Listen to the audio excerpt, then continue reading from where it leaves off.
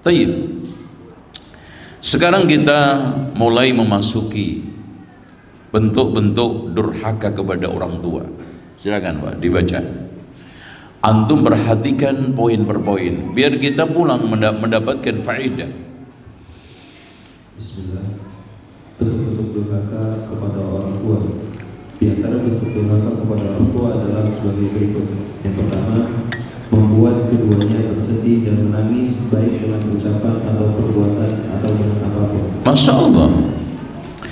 Ada pernah seorang yang menangiskan atau membuat orang ibunya menangis karena jihad.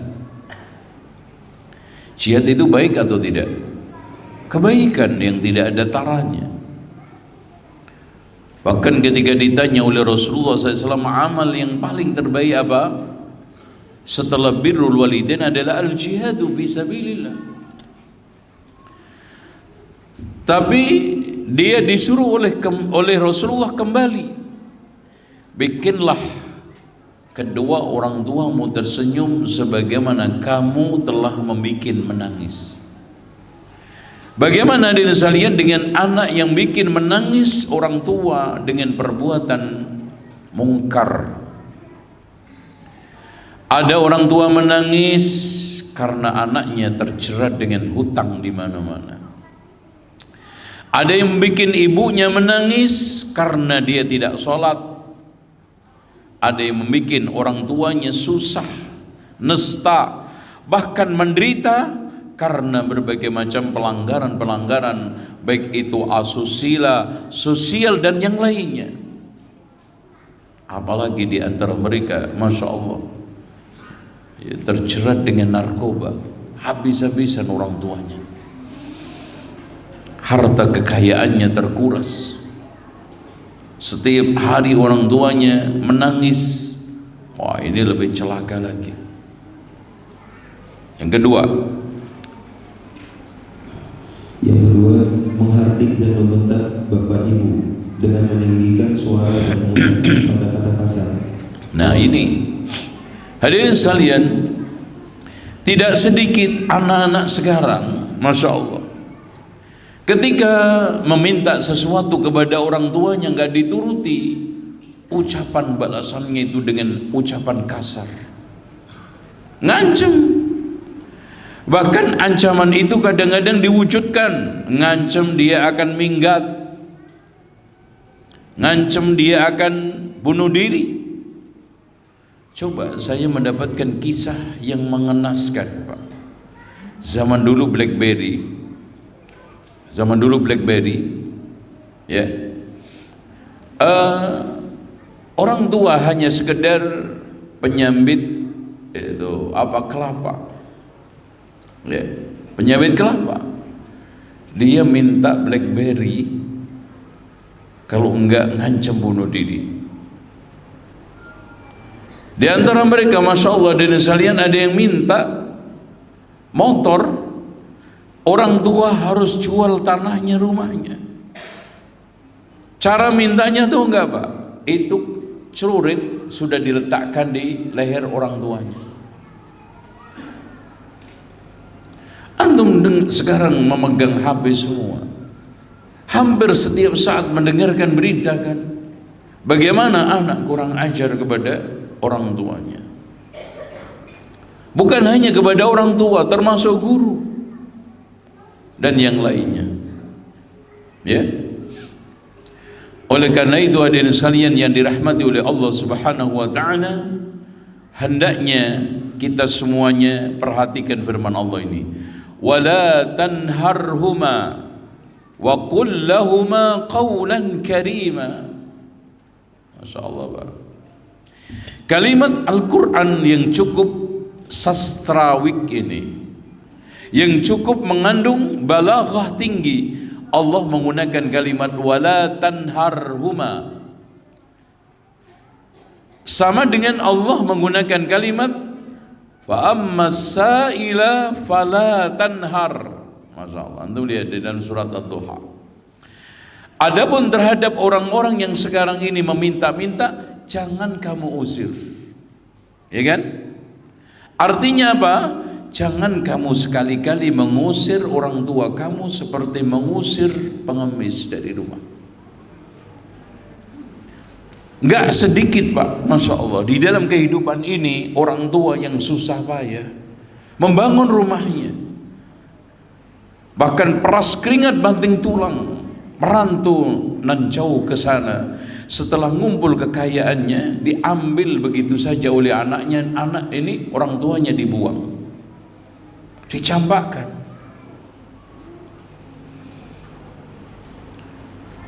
Bahkan ada kisah ya, di mana ada orang tuanya itu dibuang di Saudi, di tempat pembuangan sampah ya.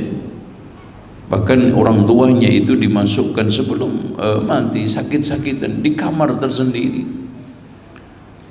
Kalau ngasih makanan itu dilempar seperti memberi makan anjing. Anjing aja masih dilus-lus. Ada di antara mereka setelah sekolah di Eropa, teman-temannya datang, ya, nggak ngakui dengan ini orang tuanya. Ditanya, itu siapa mas? Iya, tetangga lagi main. Tetangga lagi. Dan ucapan-ucapan kasar, ucapan yang tidak senonoh, jangankan itu layak diucapkan kepada orang tua, Pak. Ucapan itu andaikan disampaikan kepada temannya sekelas, temannya di sekampung bermain, nggak akan tega itu diucapkan. Anda cek aja. Kalau ada anak-anak durhaka, panggil. Kalimat yang kamu sampaikan ini kira-kira mungkin nggak kamu ucapkan kepada teman kamu sepermainan, sekampung? Nggak mungkin. Bahkan kalimat-kalimat yang tadi yang saya sampaikan itu sering meluncur dari mulut anak-anak durhaka. Padahal Allah mengatakan wa qul lahuma qawlan karima. Karim itu apa? Memuliakan. Dan di dalam Al-Quran itu ada qaul. Qaul ini sebagai bentuk kesantunan dalam berbahasa. Ada qawlan karima, ada qawlan layyina, ada qawlan sadida, ada qawlan ma'rufa, ada qawlan maisura, ada qawlan baligha, ada qawlan azima, ada qawlan saqila. Semuanya itu agar kita itu di dalam berkata-kata santun. Nah itu. Terus seandainya ketemu temannya di jalan aja nggak berani kok Pak ngomong seperti itu. Ketemu orang di jalan, ya, membentak orang tuanya, ngasari orang tuanya. Bahkan ada yang kecewa memiliki orang tua itu karena mungkin tidak memenuhi apa ekspektasinya. Ada di antara mereka malu mengajak orang tuanya ke tempat wisuda. Ada anak yang malu mengakui orang tuanya ketika di tempat-tempat resepsi. Nasallallahu al-afiyah. Ya, lanjut. Yang ketiga, kesal terhadap perintah kedua orang tua dan menjawabnya dengan perkataan ini termasuk yang dilarang Allah. Banyak di antara kita yang bila diperintah oleh orang tua untuk melakukan sesuatu meresponnya dengan perkataan sekalipun tetap mengerjakannya. Allah Subhanahu wa taala berfirman, "Fala taqul lahum uff." Jangan sekali-sekali janganlah engkau mengatakan kepada keduanya perkataan Nah, ikhwas sekalian,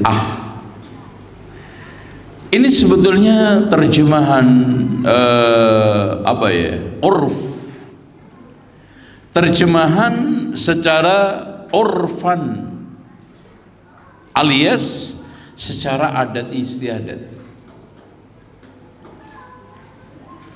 Tafsir yang reflektif menurut realita yang ada, karena pastinya di Yordania, di Saudi, di Irak berbeda lagi dengan di Amerika.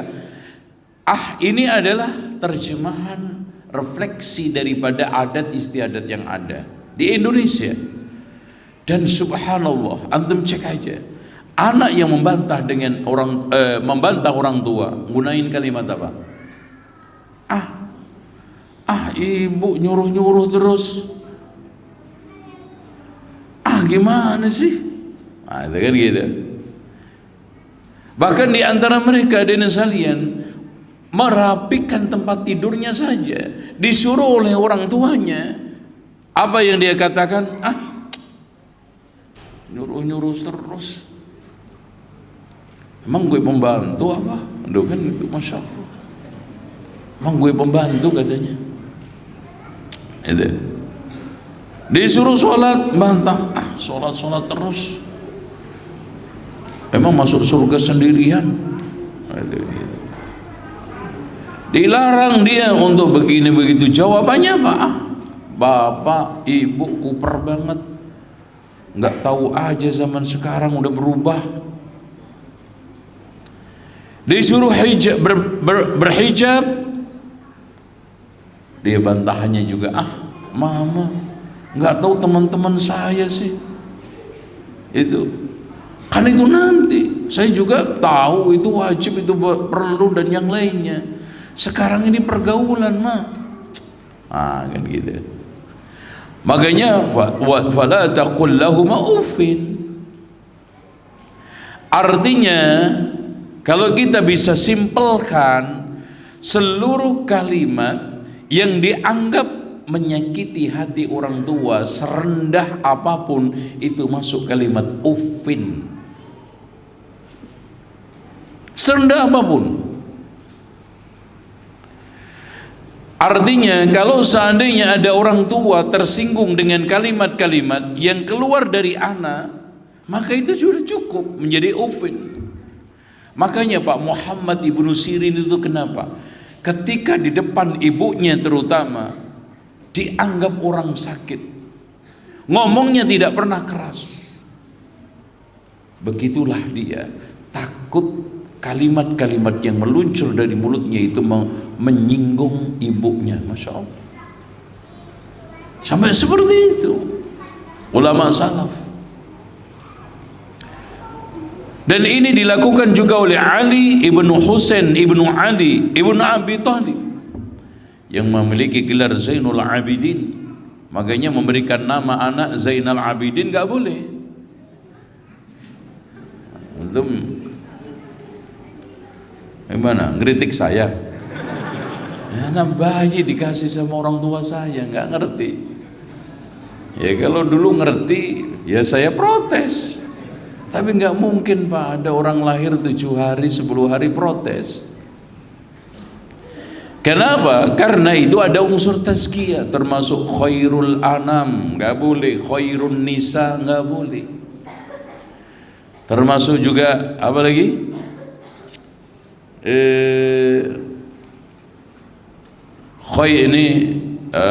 Zainul Arifin, nggak boleh. Kenapa? Fala tuzakku anfusakum, jangan kamu merekomendasikan kebaikan untuk diri kamu. Makanya ini gelar, kenapa? Karena Ali ibnu Husain ini dikenal ahli ibadah. Ketika sholat seakan dia itu apa? Seakan kayu yang sekarang ini tegak lurus, tidak bergerak. Makanya ketika ditanya, kenapa kamu tidak pernah memakan bersama, makan makanan itu bersama ibu kamu, padahal kamu orang yang sangat baik sama orang tua kamu, sama ibu kamu. Apa kata dia? Saya khawatir makanan yang saya ambil disukai oleh ibu saya. Coba bandingkan dengan anak-anak sekarang, setiap hari grogotin perasaan orang tuanya. Ya, bandingkan dengan anak-anak sekarang ini, bikin orang tuanya kepikiran setiap hari sampai kurus kering kerontang. Bandingkan dengan ulama-ulama dulu bagaimana sikapnya kepada orang tua. Dan memang betul Pak, di antara tanda-tanda akhir zaman adalah kasratul uquq, banyaknya kedurhakaan. Lanjut yang berikutnya. Yang keempat, bermuka masam dan memerintah. mengernyitkan dahi di depan bapak ibu. Sebagian orang berwajah ceria dan penuh senyum saat bersama rekan-rekannya, berakhlak baik, tidak mengucapkan kata-kata kecuali paling baik, tidak mengeluarkan kalimat kecuali yang paling manis. Namun begitu dia masuk rumah, duduk di hadapan bapak ibunya, dia berubah menjadi seperti singa yang sedang marah. Masya Allah, betul. Bagaimana dia berkata-kata renyah, berpenampilan ramah kepada orang-orang di luaran sana. Bahkan di antara mereka, Masya Allah, ada yang berprofesi sales. Begitu ramah menawarkan barang-barangnya, ketika pulang sadis sama ibu bapaknya. Masya Allah, apakah odol yang dia tawarkan, barang yang dia tawarkan lebih mahal dari kedua orang tuanya? Subhanallah. Makanya saya katakan, andaikan sikap itu diberikan kepada pelanggannya yang sedang ditawari barang, kira-kira mau nggak terima? Nggak mau itu. Dan ini banyak. Makanya di sana ada syair, minan nasi may yasilul ab'adain. Ada sebagian orang sangat akrab, menyambung dengan orang-orang jauh, wa yashqa bihimul aqrabul aqrab. Merasa mereka itu nesta, merana orang-orang dekat yang ada di sekitarnya, ibunya, bapaknya, ponakannya, adiknya, pamannya. Nggak pernah ada tegur sapa, bahkan hari-harinya itu bertengkar. Tapi Masya Allah, sama orang-orang nggak kenal, sama mereka-mereka yang sekarang ini jauh, ya, bermanis muka, ya, berpenampilan ramah, bicaranya Masya Allah santun, kalimat-kalimatnya sangat dijaga supaya tidak menyakiti, mengganggu. Tapi sama kedua orang tuanya bicaranya asal nyeplos, ya, asal keluar dari mulutnya. Masya Allah, ini yang terjadi. Lanjut. Yang kelima, memandang kedua orang tua dengan tatapan tajam. Nah, melototin, nggak bu, itu durhaka. Jadi hanya sekedar melototin orang tua itu, Pak, durhaka. Lanjut. Yang keenam, memerintah kedua orang tua. Tadi yang ini melihat kepada keduanya dengan amarah serta merendahkan dan meremehkan keduanya. Muawiyah bin Ishaq berkata dari Urwah bin Az-Zubair, dia berkata, tidak berbakti kepada kedua orang tua siapa yang memandang keduanya dengan pandangan yang tajam. Iya, Masya Allah. Jadi subhanallah Pak, ada di antara anak memandang orang tua itu seakan-akan musuh, orang yang tidak berharga, yang tidak memiliki jasa sama sekali, dan patut untuk dicampakkan dari arena kehidupan. Makanya pernah ada orang yang konsultasi kepada saya, Ustaz, saya dibuang sama orang tua saya sejak kecil. Apakah atau bagaimana sikap saya kepada mereka? Apakah saya dosa tidak berbuat baik kepada keduanya sebagaimana saya berbuat baik kepada kedua orang tua angkat saya? Karena dirawat dia. Saya jawab, andaikan orang tua antum hanya memiliki jasa melahirkan toh, itu cukup untuk birrul walidain, wajib. Bukankah Rasulullah ketika ditanya, ya Rasulullah, siapa orang yang paling berhak saya perbaiki? Ummuka. Summaman, kemudian siapa lagi? Rasulullah menjawab ummuka. Kemudian Rasulullah ditanya lagi, siapa ya Rasulullah? Ummuka. Ibnu Battal memberikan satu uraian kenapa ibu diulangi 3 kali, summaman, kemudian setelah itu siapa? Abuka sekali, karena orang tua laki-laki hanya punya jasa 1, ibu punya jasa 3, hamil, melahirkan, menyusui. Tuh lihat. Artinya Pak, kalau seandainya sang ibu itu hanya punya jasa melahirkan toh, kemudian antum dibuang, masih punya jasa berapa? 2, hamil, nyusu, melahirkan.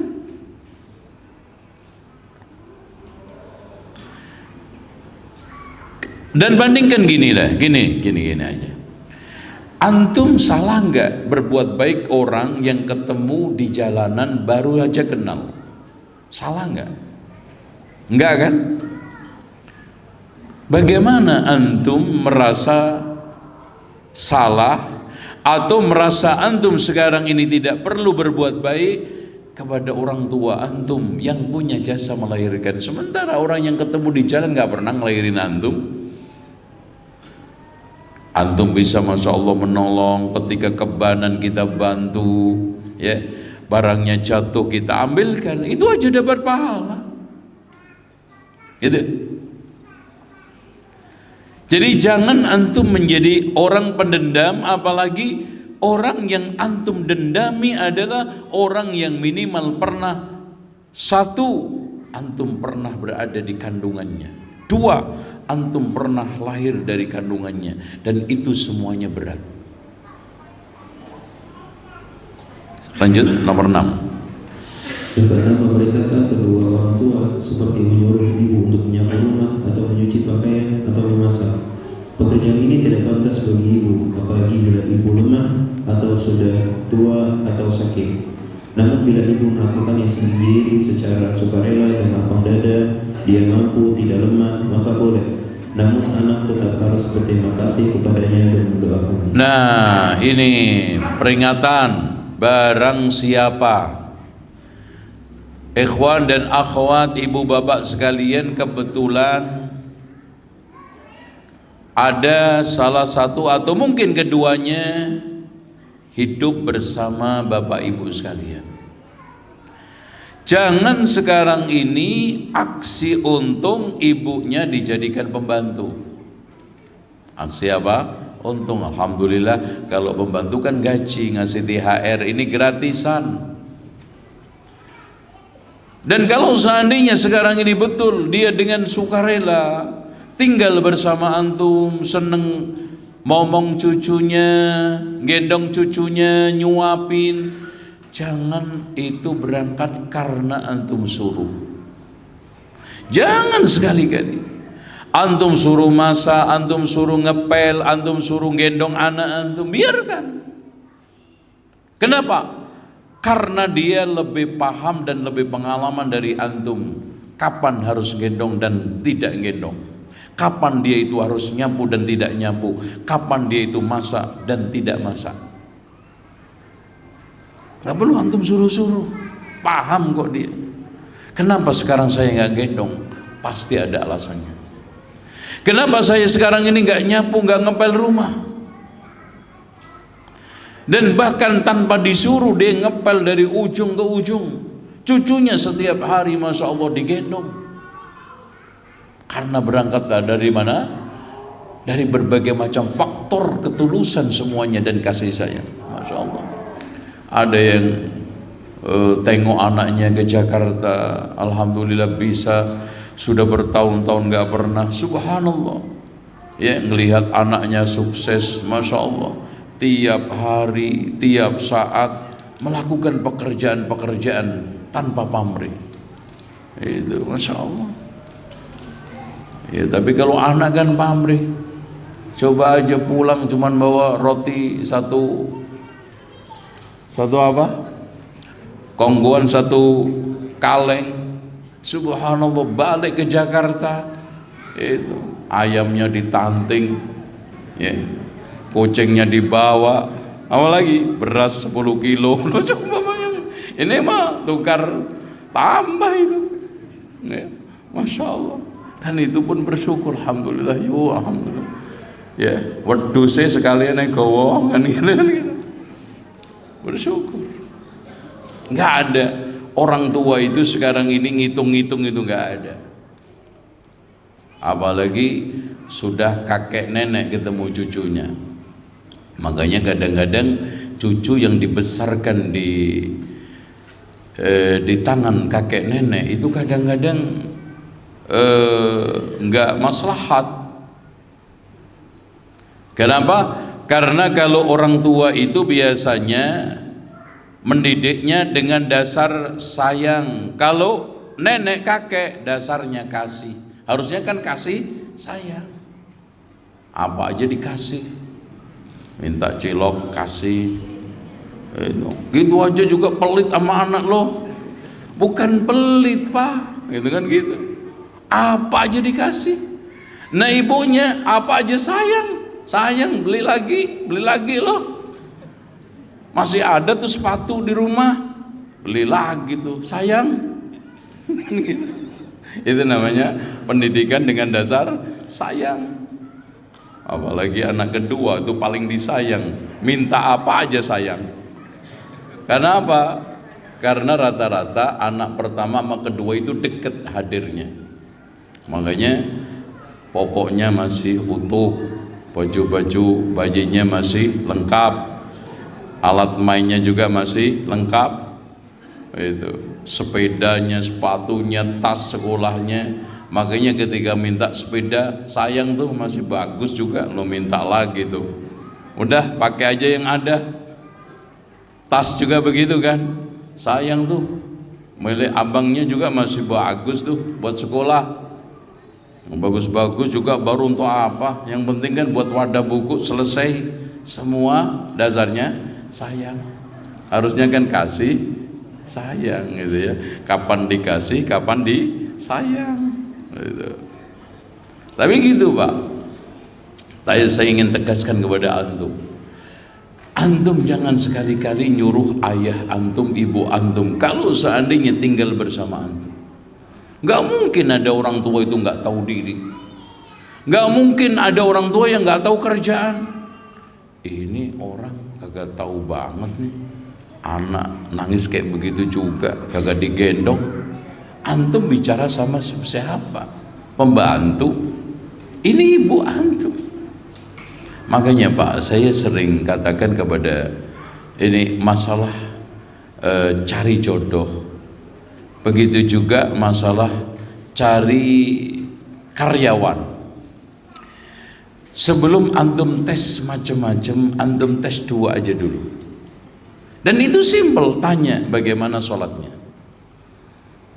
Kalau antum nanya muslim nggak, nanti kena delik nanti. Itu wah ini Islamnya eksklusif. Antum tanya aja sholat, itu kan gitu. Ya kan nggak ada deliknya itu, sholat nggak antum, ya kan gitu. Kan nggak mungkin juga non muslim sholat, bong muslim aja ada yang nggak sholat kan gitu kan. Kan pertanyaan saya nggak salah. Kenapa sholat? Karena hubungan dia dengan Allah. Ya udah beres. Antum cari orang yang kayak apa lagi? Setelah antum temukan orang yang punya hubungan baik dengan Allah, yaitu sholat. Makanya betul kata para ulama, siapa yang di dalam sholat menyanyiakan, diantaranya Umar bin Khattab mengatakan, siapa yang di dalam sholat menyanyiakan, maka di dalam urusan selain sholat lebih menyanyiakan. Tuh kan. Yang keduanya, hubungan dengan orang tua. Antum harus khawatir dengan calon karyawan antum yang durhaka kepada orang tua antum. Kenapa? Karena ini orang dengan orang paling berjasa tahunan bahkan puluhan tahun seperti ini, apalagi dengan saya yang hanya punya hubungan kerja. Paham antum? Dan bandingkan dengan orang yang sekarang ini berbaik sama orang tuanya, otomatis Masya Allah Pak. Dan itu fakta. Sedikit sekali kalau antum menemukan orang dua ini melakukan perilaku-perilaku yang aneh di dalam kerjaan. Amanah di dalam memegang uang, amanah di dalam menjalankan tugas, termasuk juga ketika nyarikan jodoh untuk anak-anak antum. Pertanyaan utama pertama, seleksi utama pertama yang antum korek utama pertama adalah apa? Sholat sama hubungan dia dengan orang tua, birrul walidain enggak. Itu aja dulu. Ya, insya Allah dengan cara seperti itu antum menemukan calon jodoh yang top, calon karyawan yang insya Allah amanah dan profesional. Lanjut. Yang ketujuh, mencela makanan yang dimasak oleh ibu. Perbuatan ini mengandung dua sisi negatif. Yang pertama, mencela makanan itu tidak boleh. Rasulullah SAW tidak pernah mencela makanan sekalipun. Apabila suka beliau menyantapnya, apabila tidak suka beliau meninggalkannya. Yang kedua, kurang sopan kepada ibu dan membuat ibu bersedih. Iya, sudah susah-susah ya masak, dan masak itu nggak mudah. Kadang-kadang tangannya kena api, kadang-kadang kena wajan, kadang-kadang kena apa? Percikan minyak. Kalau antum nggak percaya, masak aja sendiri. Udah selesai, pengennya itu orang-orang kanan kiri yang menikmati masakan itu apa? Merasa goyang lidah. Nah, ini lidahnya bergoyang-goyang. Kenapa? Mencela. Bagaimana sakitnya? Itu chef aja yang di rumah makan, ketika diomongin masakannya nggak enak itu aja langsung itu drop itu. Itu mungkin sakit 2 hari itu. Takut dipecat sama ownernya. Lanjut sekarang. Yang kedelapan, tidak membantu kedua orang tua di rumah seperti membereskan dan merapikan rumah, memasak dan lainnya. Ada sebagian anak laki-laki yang berpandangan bahwa membantu kedua orang tua dalam urusan rumah hanya menurunkan martabat mereka dan merendahkan kejantanannya. Dan ada juga anak perempuan yang acuh tak acuh melihat ibunya sibuk mengurus rumah. Bahkan ada di antara mereka yang menghabiskan waktunya yang panjang untuk berkomunikasi dengan temannya via telepon seluler tanpa menghiraukan ibu mereka sibuk seorang diri. Nah, ini kenapa banyak anak-anak terutama perempuan tidak siap menikah. Makanya saya sering katakan, outcome utama pendidikan laki-laki siap untuk menjadi suami dan ayah untuk anak-anaknya. Outcome pendidikan yang paling terdepan buat untuk perempuan, siap untuk menjadi istri dan ibu untuk anak-anaknya. Kan tidak sedikit, Pak, orang-orang yang sekarang ini Masya Allah sukses berprestasi di kampusnya, tapi ternyata gagal di dalam rumah tangganya. Nggak sedikit itu. Dan ini kurang ditekankan di dalam sekolah. Bagaimana sekarang ini sang bapak menjadi pendidik, ulung di rumahnya, sang ibu juga menjadi pendidik. Bukankah kita mendengarkan al-ummu madrasatun in a'adattaha a'adatta sya'ban tayyibal a'raq. Ibu itu laksana sekolah. Lihat aja, Masya Allah. Paling gak siap di rumah, paling tidak siap untuk menjadikan rumah sebagai madrasah. Banyak di antara perempuan, laki-laki siap untuk berlaga di dalam dunia bisnis, marketplace-nya jalan, ya. Terus kemudian berbagai macam prestasi-prestasi sosialnya juga hebat, kecerdasannya Masya Allah. Bahkan di antara mereka menjadi politikus hebat, tapi di rumah gagal. Saya pernah menterapi anak semata wayang. Wayang matanya berapa? Antum pernah nonton wayang nggak? Alhamdulillah nggak pernah. Wayang itu matanya satu. Ibunya dirjen di salah satu departemen ketika dulu ketika saya masih awal-awal dakwah, masih muda, masih gagah, masih ganteng. Terus kemudian bapaknya punya Masya Allah perusahaan Masya Allah di mana-mana. Ketika itu saya itu sampai menangis hati. Anak perempuan semata wayang positif HIV. Dan ketika saat saya terapi itu hamil di luar nikah, yang menghamili saya korek-korek dengan tim adalah kurir narkobanya.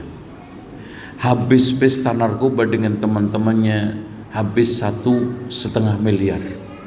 Padahal ketika itu tahun berapa Pak? 2004. Anak nangis ketika itu, ya Allah. Itu sama ustadzahnya, karena pakai ustadzah, karena perempuan. Itu Masya Allah lengket, nggak pernah lepas. Ya takut juga nanti pindah aibnya kan. Udah tenang aja ustazah, enggak, insya Allah aman. Coba dia cerita dengan polosnya, tanah di bumi ini yang belum saya injek ustazah cuma Mekah sama Madinah. Jadi liburan semester itu Pak, ke Amerika, ke Italia, itu liburan semester. Liburan panjang apalagi di Perancis setengah bulan. Masya Allah. Yang mengenaskan dari seluruh cerita tersebut, bikin sesak hati saya, dada saya. Dia diperkosa oleh temannya di rumahnya ketika umur 12 tahun, di kamar mandinya. Itu ya Allah. Coba. Makanya harta tidak menjanjikan apa-apa. Makanya tujuan hidup itu kata para ulama apa? Bersyukur, mencari kesehatan, taubat, udah. Itu yang kita cari.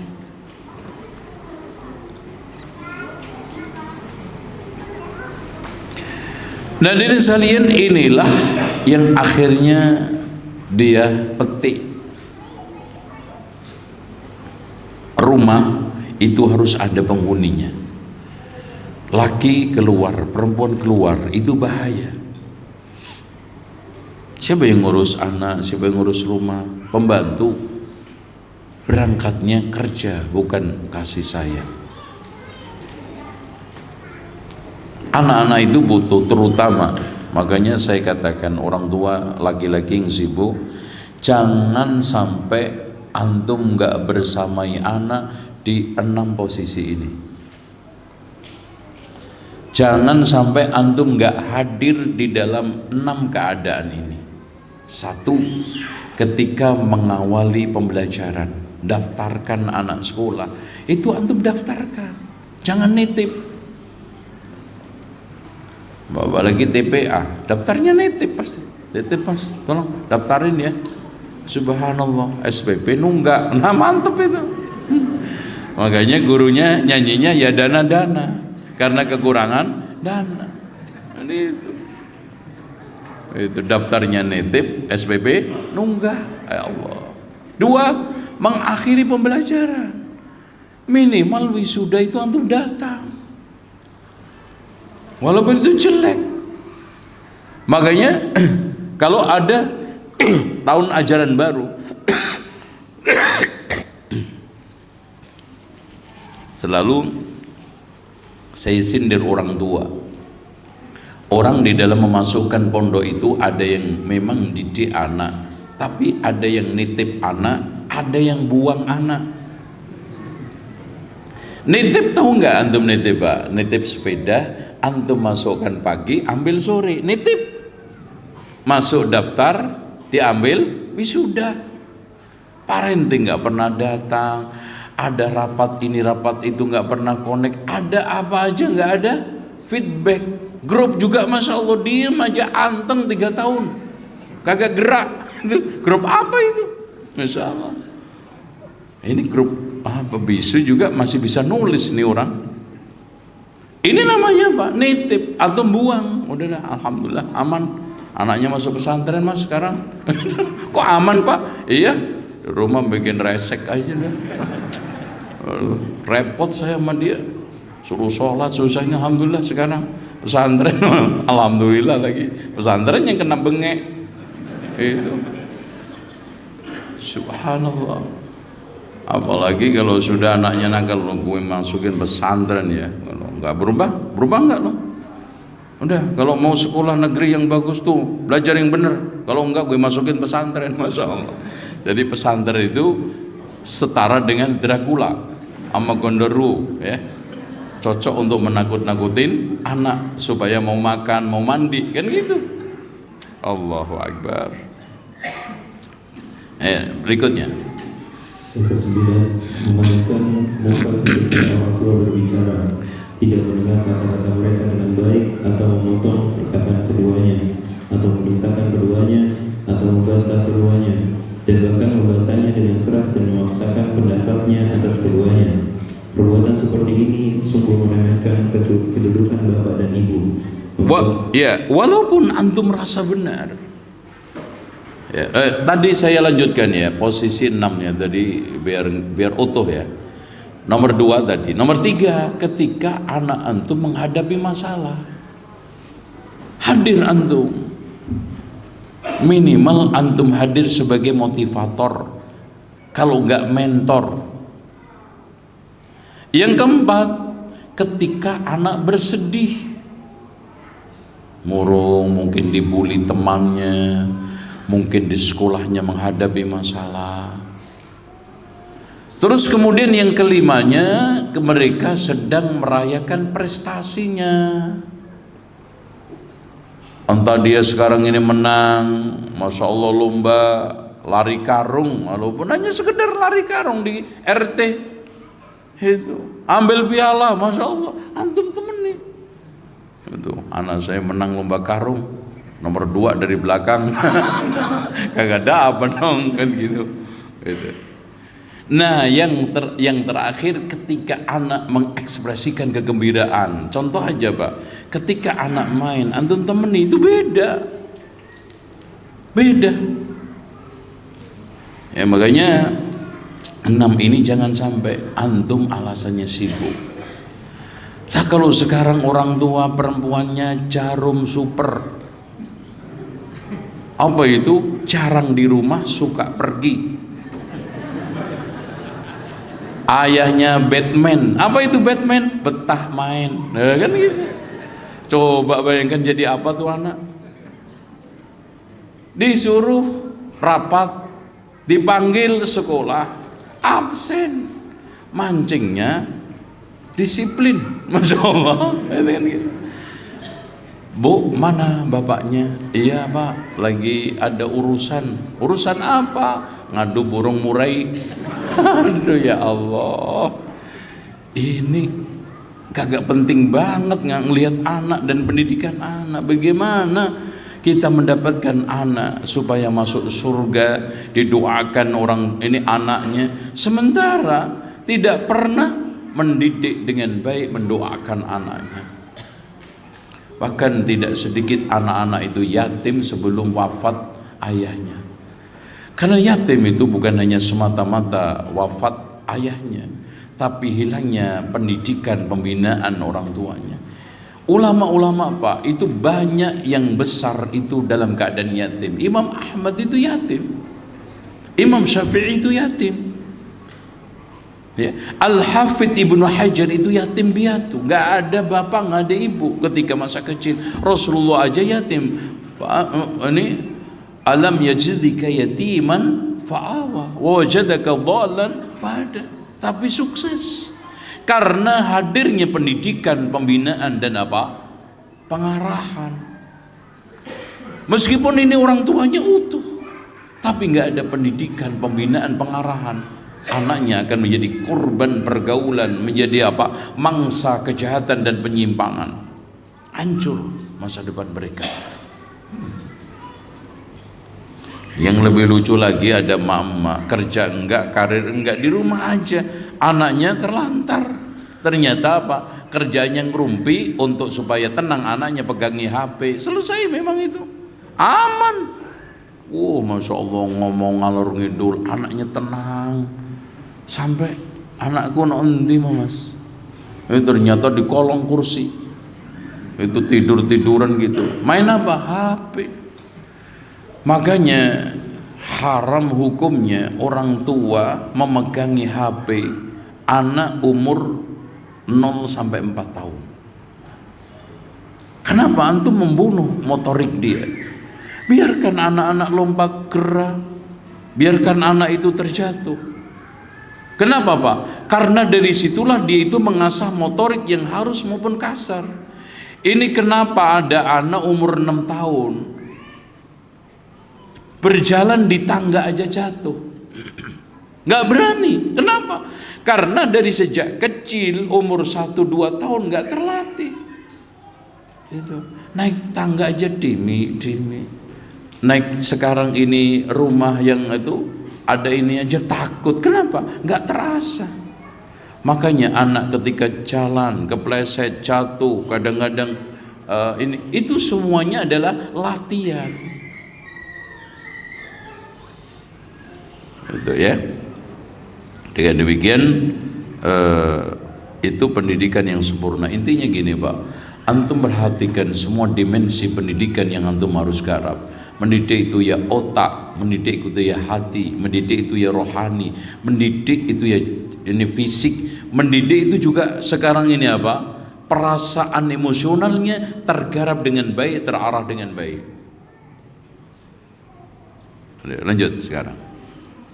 Yang ke-10, meremehkan pendapat bapak dan ibu. Ada sebagian orang yang tidak meminta nasihat kepada bapak dan ibunya, tidak meminta izin dalam suatu urusan yang hendak dilakukannya, seperti dalam menikah atau menarik atau keluar rumah atau tinggal pisah dengan keduanya, dan atau hendak pergi bersama rekan-rekannya ke suatu tempat atau lain sebagainya. Ya, lanjut. Yang ke-11, tidak meminta izin kepada bapak atau ibu saat masuk ke rumah atau kamar keduanya. Hal ini termasuk sikap kurang ajar terhadap keduanya. Mungkin keduanya atau salah satunya dari keduanya dalam keadaan yang tidak layak dilihat oleh siapapun. Ya, lanjut.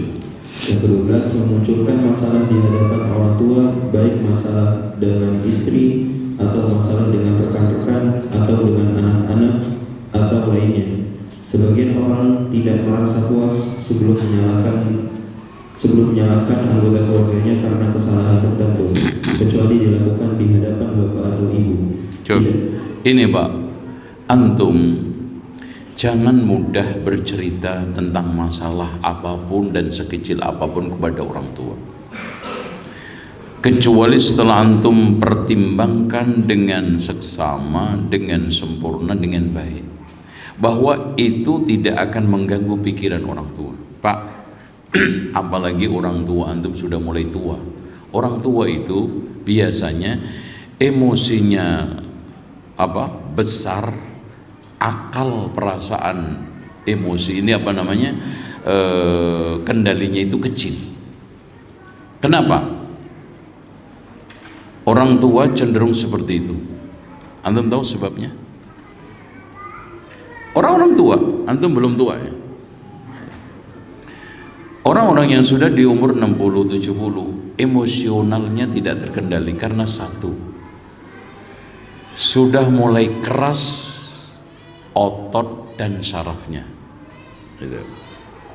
Kedua, masa pensiun yang sudah mulai banyak kurang sana kurang sini, termasuk kurang jatah.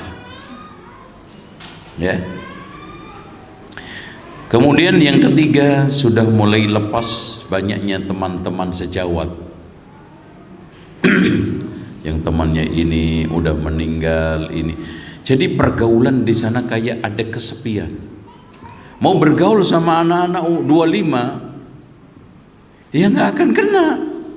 Pak, bengong aja Pak, mikirin apa? Diledek sama anak, apalagi milenial, nggak cocok. Ya, umur 52 bergaul dengan 25, itu aja nggak ngeklop, apalagi umur 72 bergaul dengan 27. Terus kemudian sudah mulai hilangnya sanak kerabat, terutama mungkin pasangannya. Tuh, itu udah mulai stres lagi. Nah, sudah mulai banyak kondisi-kondisi yang sudah selama ini menjadi andalannya lepas. Bisnisnya, pemasukannya, macam-macam. Nah, yang terakhir penurunan kesehatan. Mata udah mulai nggak sebening zaman dahulu, ya, mata. Lihat tulisan aja salah baca. B itu jadi apa, Pak? Ternyata kabur. Yang salah matanya, bukan tulisannya. Nah, itu. Lihat duit 10.000 dikiranya 100.000. Muharram kan kemarin udah saya kasih 100.000. Ya Pak, 10.000 Pak itu. Apalagi sekarang duit itu mirip-mirip, ya kan? 20.000 mirip sama, nah itu. Ini yang membuat masa usia lanjut itu tidak stabil emosionalnya. Makanya betul ala laitas syabab ya'ud yawman fa ukhbiruhu bima fa'ala al-mashibu. Aduhai seandainya masa remajaku bisa balik, maka aku akan kabarkan betapa tidak enaknya masa usia lanjut. Makanya di sana harus ada kegiatan di masa usia lanjut. Ya, harus ada. Ya, makanya kadang-kadang tidak terarah. Itu saya kadang-kadang juga ya lucu sambil geli gitu ya. Ada klub nenek-nenek gitu, masya Allah. Ketemu di puncak ngopi dia. Ya Allah ini. Padahal duduknya aja itu masya Allah lama banget duduk itu, rabang-rabang dulu. Kalau enggak jatuh. Ya Allah ini. Coba kalau dia tahu ngaji, minimal baca aba taksa, tapi karena mereka nggak tahu cara menyelesaikan pensiun yang kafah bagaimana. Makanya anak lagi merancang pesantren manula, walaupun nanti namanya nggak manula ya, biar nggak serem ya. Jadi pesantren ini saya rancang dengan pokoknya bagus, eksotik dan menarik. Jumat, Sabtu, Ahad. Nah, itu pesantren di situ. Pokoknya bagaimana suasana di situ betul-betul di itu rehat. Itu ada taman burungnya berkicau kan, masya Allah itu kan, pengganti istrinya yang mati yang cerewetin gitu kan. Ini kayak istri gue nih. Ini apa? Jala gitu kakek.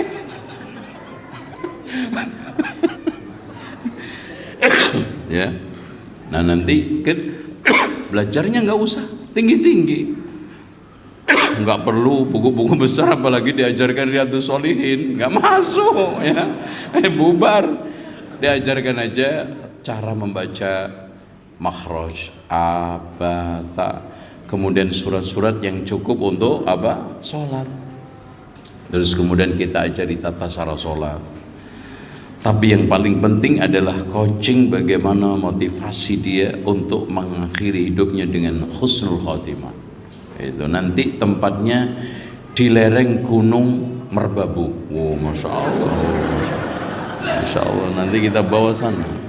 Iya benar. Jadi kita akan, ini sudah mulai. Ya, ini dapat bangunan induknya. Nah kemudian kemarin dapat tanah, alhamdulillah. Ya beli bukan hadiah. Ini gitu. Ya 1.000 bisa tambah lagi. Nah di sana nanti kita akan undang. Ini daripada rekreasi nggak ada jeluntrungnya, jalan-jalan pulang malah bikin repot anak-anaknya. Kenapa? Masuk angin. Aduh, ya Allah, mendingan kagak jalan-jalan Pak kemarin. Ya di rumah aja juga pusing saya kan gitu. Nah di sini. Karena ada sebagian orang yang memang sibuk, takut durhaka kalau dititipkan di panti jompo. Nah ini solutif, membuat pesantren untuk pensiun kafah. Ini gitu. Makanya temanya nanti mengakhiri usia pensiun dengan kafah, kan gitu. Gitu. Nah, lanjut sekarang.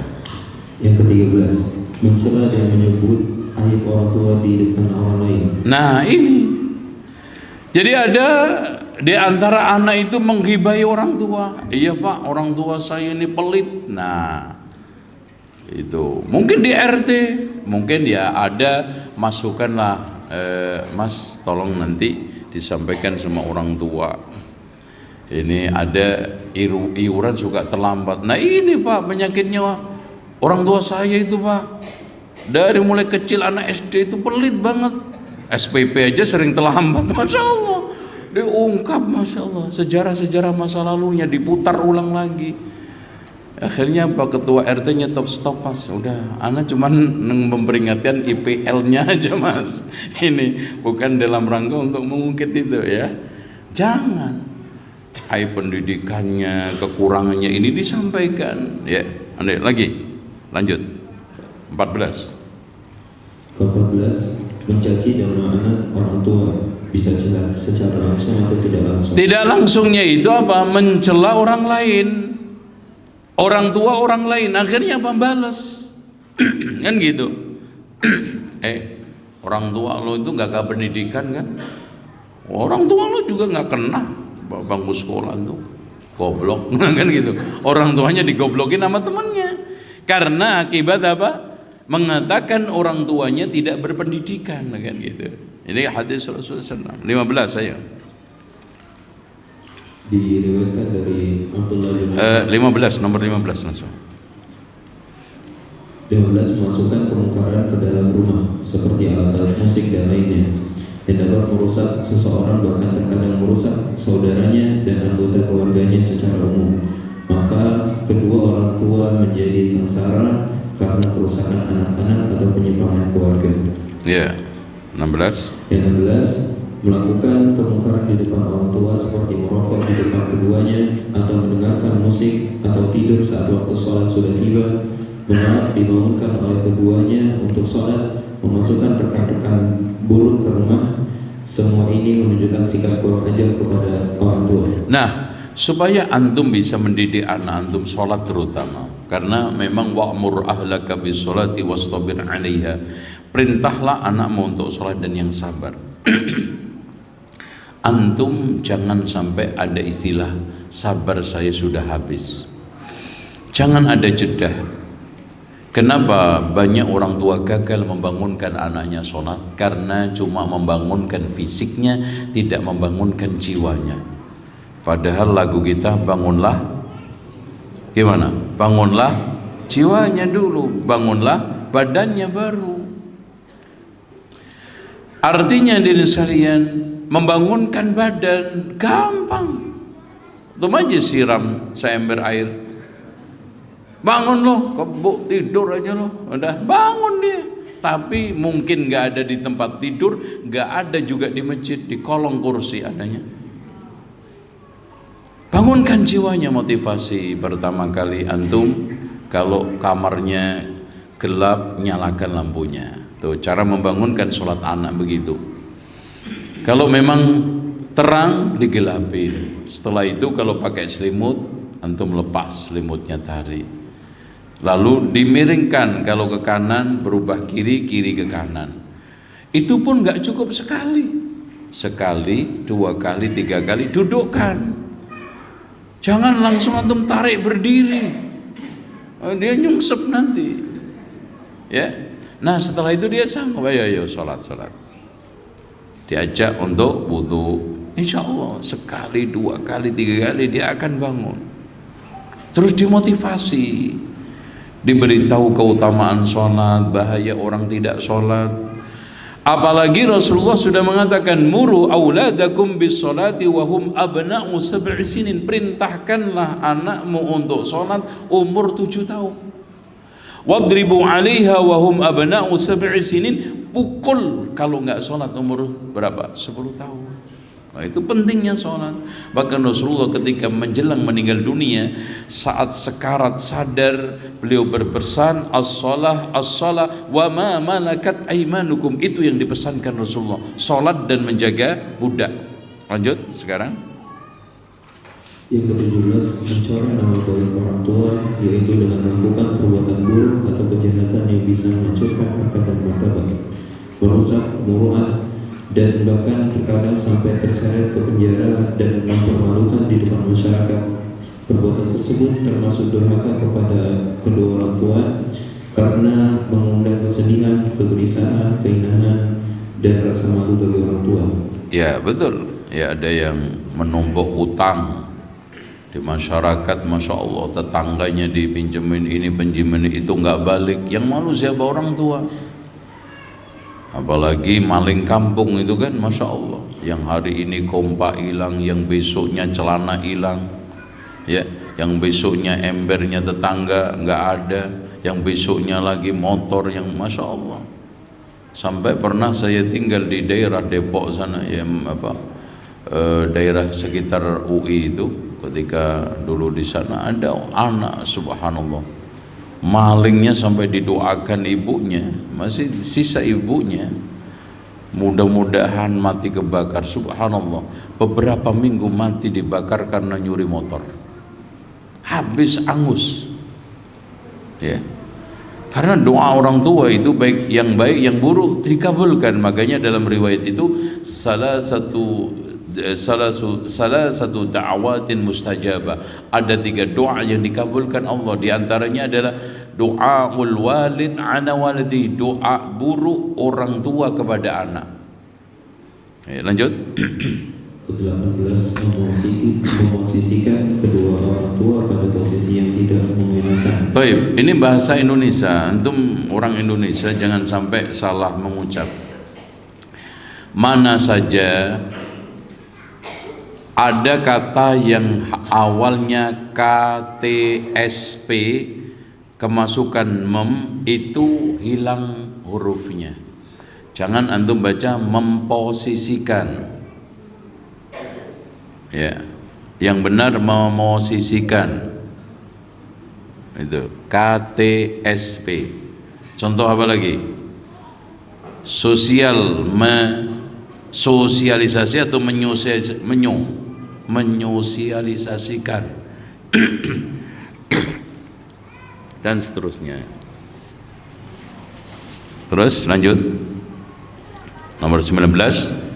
Tidak pulang dalam waktu yang lama. Hal ini termasuk perkara yang menggelisahkan orang tua. Nah ini kalau antum rantau, jangan ada alasan karena nggak punya dana. Ada Pak, pernah saya tabligh ke Kalimantan, ketemu ikhwan yang sudah 8 tahun nggak pulang karena memang nggak bisa. Anaknya 8, suami istri, pakai apapun nggak bisa pulang dia. Itu pakai bis, nggak ada dana, apalagi pesawat. Antum mohon kepada Allah, kalau sudah ada uang, dulukan kebutuhan ini untuk bisa ketemu orang tua antum. Masya Allah, pulang akhirnya dimudahkan.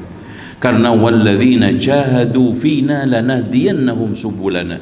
Siapa yang berijtihad, bersungguh-sungguh di jalanku, jalan kebaikan, akan kami mudahkan. Pasti dimudahkan. Jadi antum jangan bikin ciut pikiran, ciut nyali, antum poni sendiri, aku nggak bisa pulang. Bahkan mohon kepada Allah, ya Allah, Engkau yang maha bisa memulangkan saya untuk bisa ketemu orang tua. Begitu. Jangan malah diapesin, saya nggak bisa pulang, saya nggak akan pulang. Sama juga pernah di Papua ketemu juga. Masya Allah, pulang Papua itu 1 orang 9 juta Pak, pulang pergi. Apalagi bawa istri 2, wah, anaknya 16, nggak pulang gitu, ada nggak pulang gitu. Ya, nomor 19, ya, 20 saya. 20, membebani keduanya dengan banyak tuntutan. Ada sebagian orang senangnya membebani orang tuanya dengan berbagai tuntutan tanpa memedulikan. Nah, jangan antum tulis memperdulikan, peduli.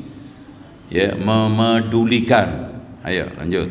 Tanpa memedulikan keadaan keduanya, meskipun kedua orang tuanya tidak mampu memberikan, tetapi sang anak terus menuntut agar memberikannya kendaraan atau menikahkannya atau rumah baru atau meminta uang dalam jumlah besar agar bisa bergaul dengan kawan-kawannya. Ada yang baru umur SMA kelas 1 minta orang tuanya supaya bisa bawa mobil. Ya, ada. Minta ini, minta itu, minta punya villa di puncak. Masya Allah, kayak punya villa itu bim salabim gitu ya. minta ada apartemen, bisa nanti kalau main-main sama temannya bisa tidur di apartemen. Nauzubillah ya. Apalagi laki ke perempuan, kiamat sughra itu udah. Nomor 21. Lebih mementingkan istri daripada kedua orang tua. Nah ini ibu-ibu, ada nggak ibu-ibunya masihan? Jawabnya cuma 2. Jangan sampai menjadi pemicu suami durhaka. Gitu ya. Jadi dikendori, mau silaturahmi ditahan, mau ngasih ini ngasih itu, kadang-kadang ada aja alasannya untuk jangan. Ya.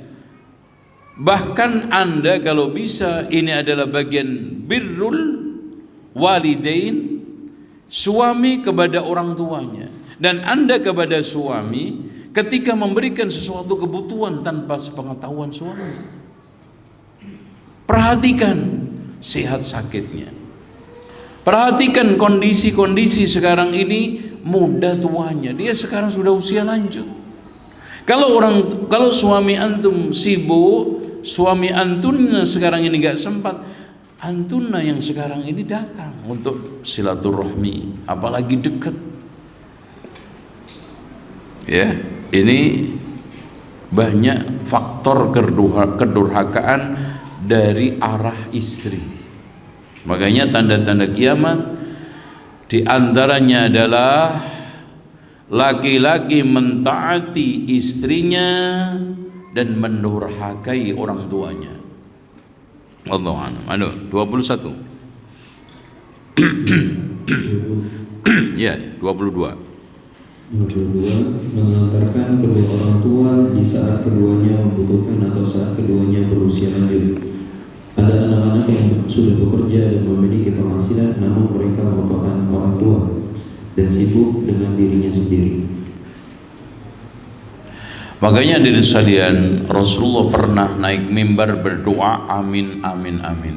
Di antaranya, wahai Muhammad, semua celakalah orang yang menemui kedua orang tua atau salah satunya tidak memasukkan dia ke dalam surga, semoga orang tersebut dijauhkan dari Allah. Amin. Ya. Makanya Allah Subhanahu wa taala mengatakan di dalam firman-Nya surat Al-Isra, wa qada rabbuka alla ta'budu illa iyyah wa bil walidaini ihsana imma yablughanna indakal kibar. Kenapa Pak? Allah mengatakan indak, di sisimu, karena dia hidup membutuhkan apa? Tempat berteduh, membutuhkan nafkah. Sekedar hanya mengisi perut supaya tidak keroncongan, sekedar hanya ada 1-2 pakaian yang bisa menutup aurat, di sisimu. Karena Masya Allah Pak, kalau orang tua anak sedang lemah, nggak segan-segan mengganggu orang tua. Tapi kalau orang tua susah, jarang sekali mau mengganggu anaknya. Makanya semua orang tidak ingin orang lain lebih baik kecuali orang tua ke anak. Lihat aja, cek. Jarang sekali ada orang lain pingin orang lain lebih baik kecuali siapa? Makanya Pak, kadang-kadang Masya Allah rela dia nggak pakaian kecuali 1-2 yang penting anak ganti-ganti. Nasib pendidikan anak harus lebih baik, nasib ekonomi anak harus lebih baik. Itu watak tabiat asli orang tua semuanya. Makanya Pak, pernah saya lagi beli pasir di Gunung Merapi karena pasirnya bagus. Itu Masya Allah, saking bagusnya itu kayak mengandung semen. Makanya ketika dibuat untuk membangun rumah, itu sedikit semennya udah kuat. Penggali-penggali pasir di sana per truk itu 3-4 orang. Dalam satu hari saya tanya, dapat berapa Pak? Ya rata-rata 75 Pak. Dulu tahun 99-an lah, 2000-an. Terus kemudian saya lihat Masya Allah, Mereka bikin tenda-tenda kecil di situ dan masuknya itu Pak 800 meter, hampir sekilo. Jadi antum dari atas ngelihat truk di bawah itu kayak Masya Allah, kayak ini kotak tisu itu. Subhanallah, di antara mereka semangat berapi-api menceritakan anaknya sebentar lagi diwisuda di UGM. Masya Allah. Itulah orang tua. Meskipun dia sekarang hanya menjadi penggali pasir, pendidikannya mungkin gak lulus SD, SMP, tapi anaknya harus lebih hebat dan sukses. Nah, subhanallah, anak harusnya menumbuhkan nyali begini loh Pak. Berapa lama antum ganggu orang tua antum dari mulai orok sampai antum mandiri? Bandingkan orang tua antum sekarang mungkin nitip hidup barang 5 tahun untuk menghabiskan sisa umurnya. Makan kadang-kadang juga nggak terlalu serakus antum kok. Mana ada sih orang tua makan itu sampai berlebih. Makan berlebih meningkat tiga-tiganya, kolesterol, trigliserid, asam urat, kan gitu. Makanya kalau udah tua usia 60-70 semua menurun kekuatan kecuali 3 itu. Trigliserid, asam urat, sama kolesterol, lah itu naik semua. gitu.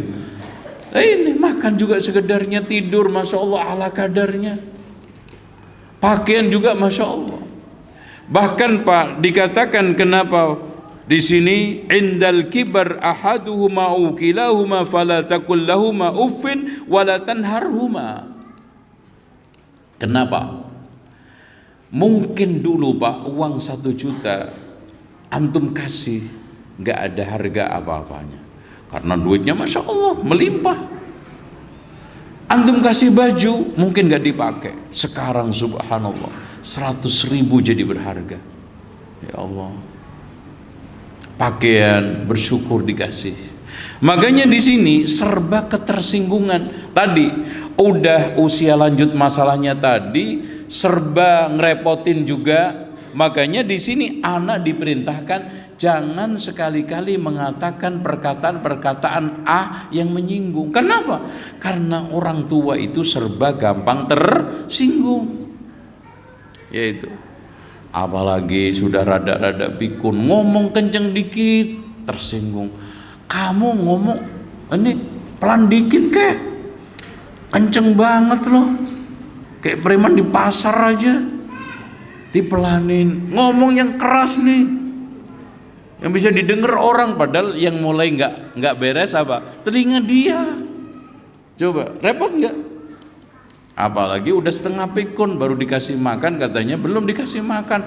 Anak tinggal sama anak saya yang kedua itu jarang makan Mas. Itu jarang makan. Kenapa? Tinggal terus. Dia aja makan sama istrinya tuh keluar. Saya ditinggal di rumah kagak dia kasih apa-apa. Sekali-kali ada tuh telur mata sapi. Sampai bosen Nana. Tiap hari telur mata sapi katanya. Sampai mata gue kayak sapi. Aduh, yang gitu.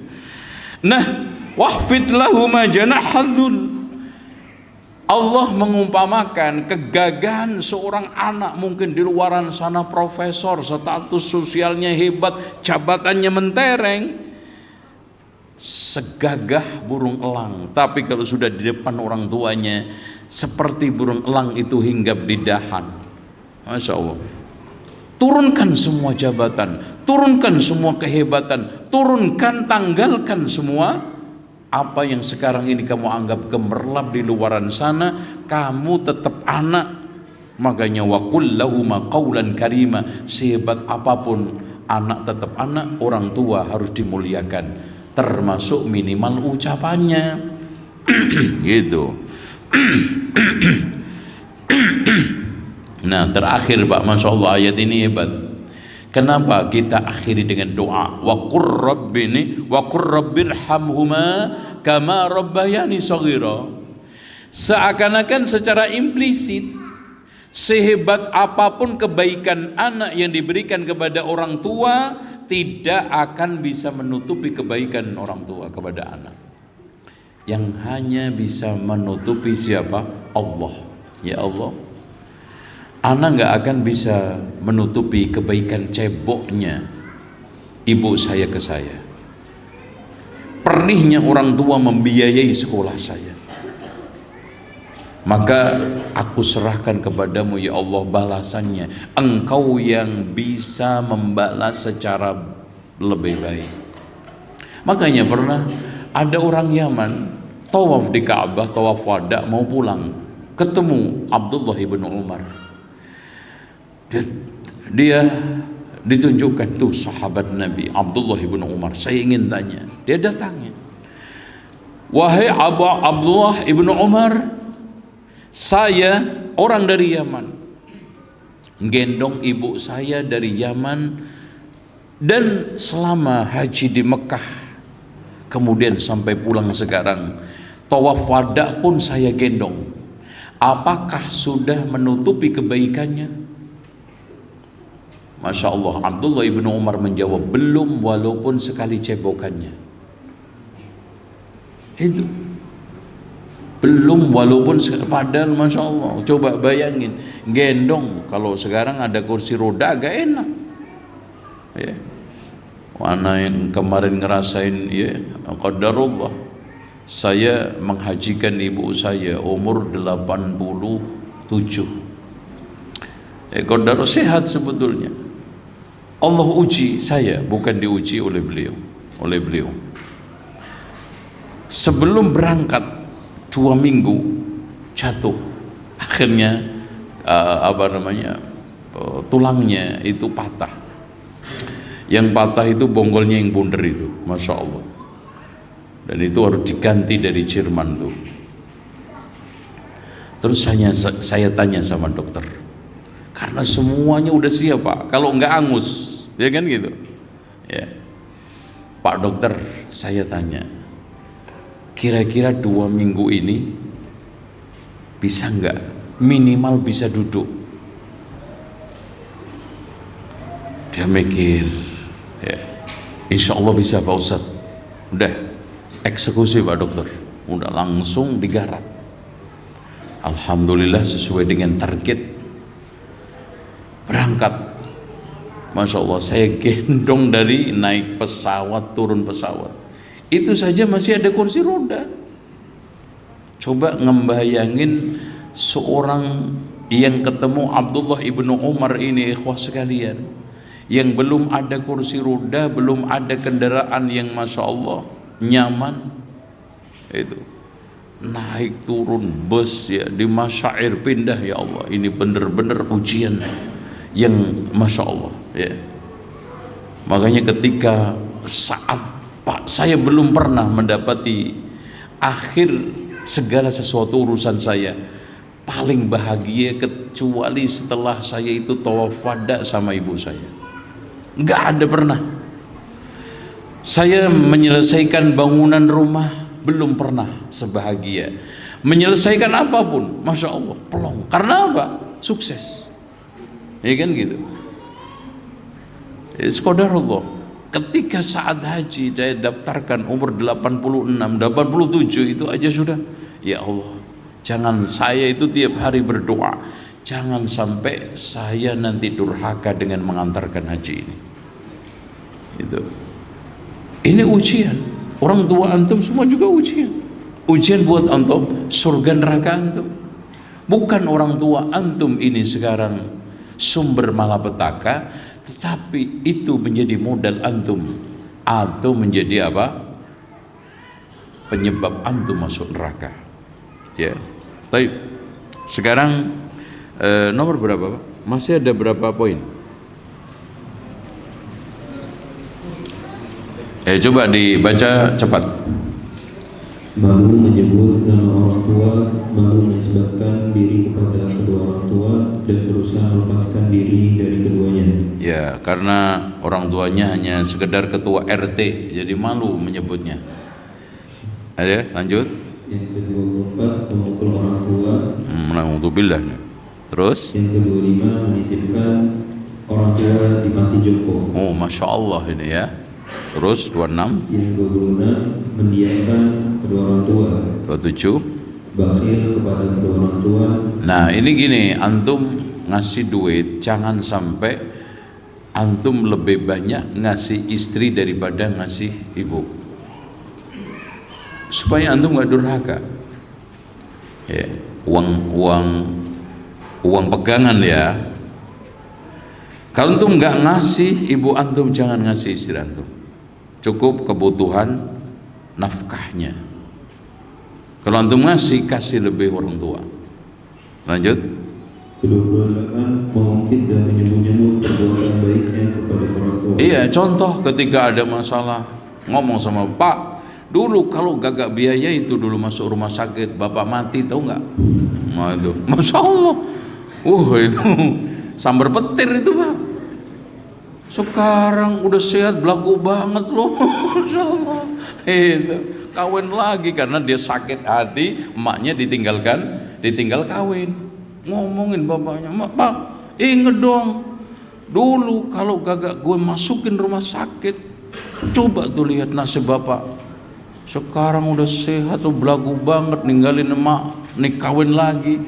Nah ini makanya hal-hal seperti ini termasuk pemicu perceraian adalah apa?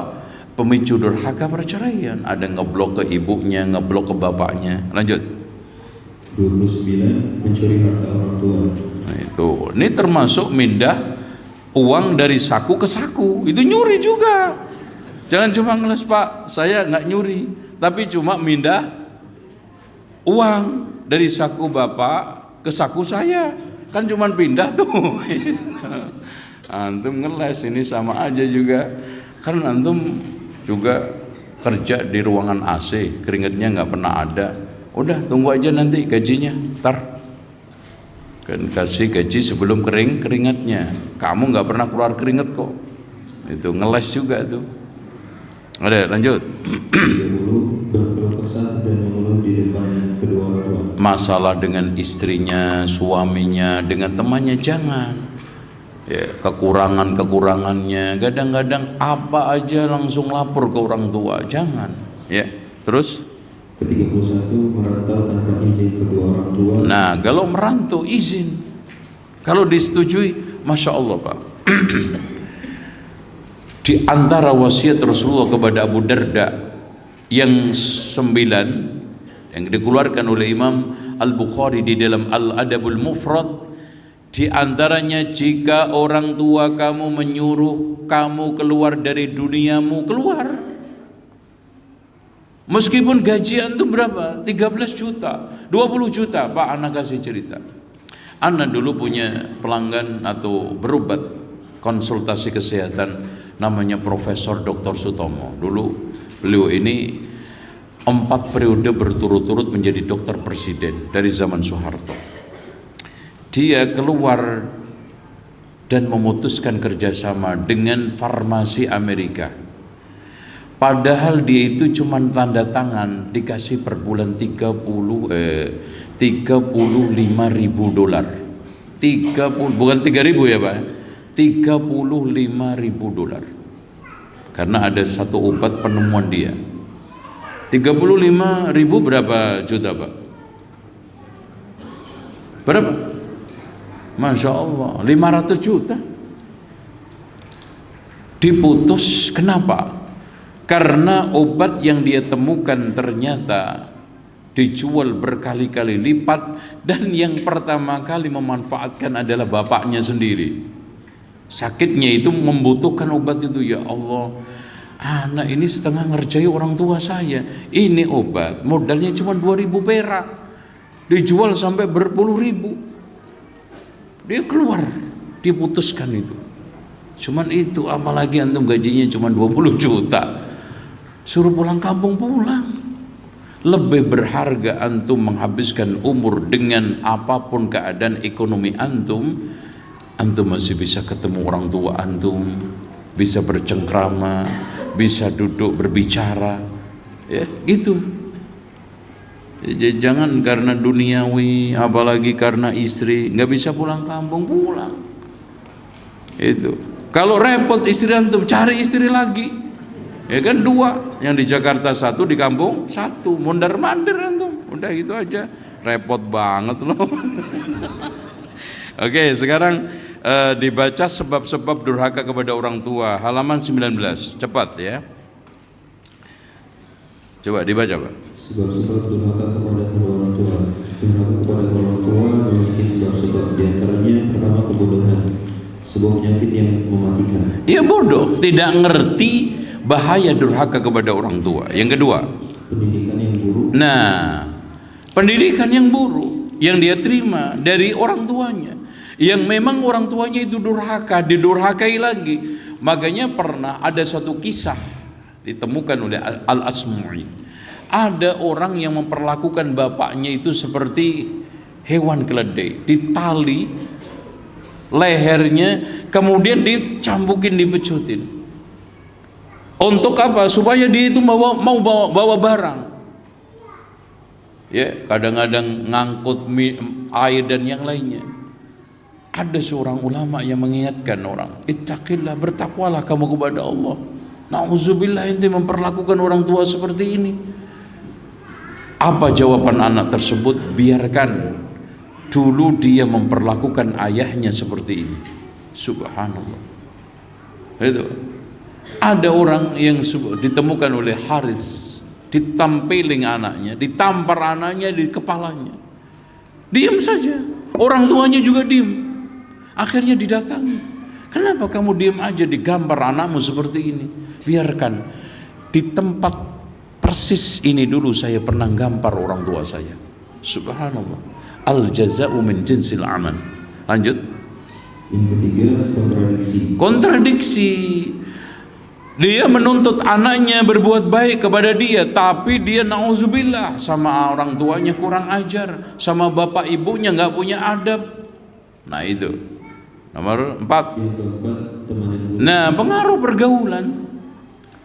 Jadi teman-teman bergaul itu orang-orang yang tidak punya adab, tidak punya perlakuan baik kepada orang tuanya. Bahkan nauzubillah, di antara mereka banyak yang broken home.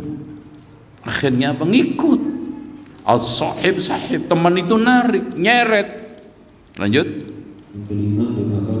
Nah, didurhakai, karena dia durhaka kepada orang tua, didurhakai anak. Lanjut. Yang keenam, tidak ada ketakwaan saat terjadi. Nah, ini ngeblok. Yang ibunya bawa anak, yang bapaknya bawa anak, sehingga anak ngeblok ke bapaknya pasti durhaka kepada ibunya, anak yang ngeblok ke ibunya durhaka kepada ayahnya. Lanjut. Yang ketujuh, membedakan antara anak yang satu dengan anak yang lain. Nah, nggak adil. Jadi bapak ibu sekalian sama anak jangan pilih-pilih. Ini mukanya gagak mirip sama gue, udah ditelantarkan kemana-mana, gagak diurus ini. Ya, termasuk anak yang kedua tadi.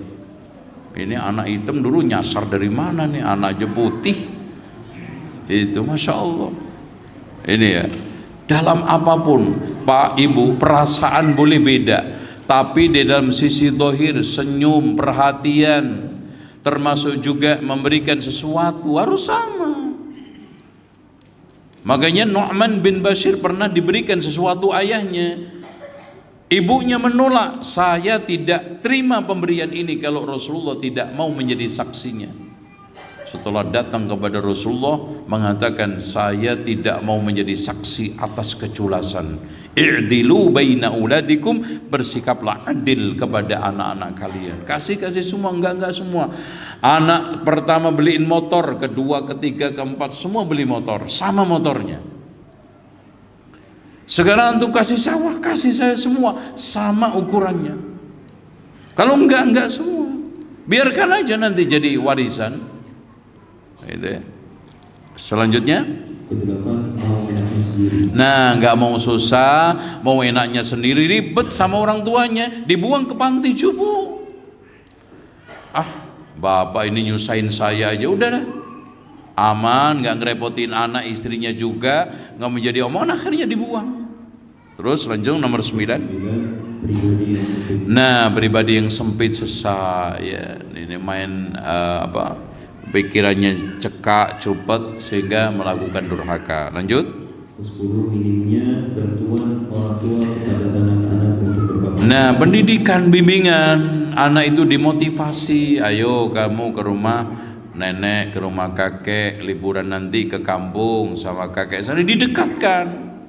Jangan anak sekarang dijauhkan, tapi dituntut untuk durhain, untuk birrul walidain. Lanjut. Yang ke-11, buruknya perilaku istri. Nah, istri keluar lagi, bolak-balik keluar dia. Keluar berapa kali ini tadi? Masya Allah, ini menunjukkan apa? Lihat Pak, dari pembahasan awal sampai akhir kitab ini, mana yang paling sering keluar, itu yang paling potensial. Itu kan gitu. Ini istri lagi. Itu. Nomor 12. Yang 12, belum pernah merasakan. Nah, ini belum pernah ditempeling orang. Akhirnya apa? Oh, petentang-petenteng. Nah, pernah digampar sama preman perempatan itu cakung. Nah, baru mikir. Iya Mas, bahaya Mas.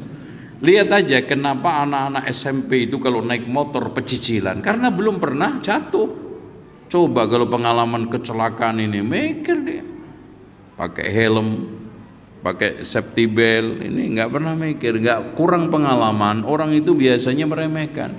Makanya anak-anak kenapa gampang durhaka? Karena belum pernah merasakan susahnya menjadi orang tua.